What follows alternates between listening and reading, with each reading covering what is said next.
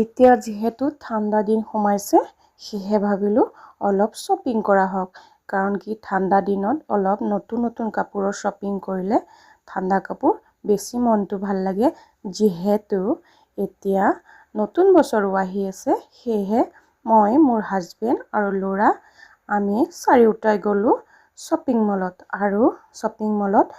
এয়া অলপ দেখাই দিছোঁ অলপ ঠাণ্ডা কাপোৰ শ্বপিং কৰিলোঁ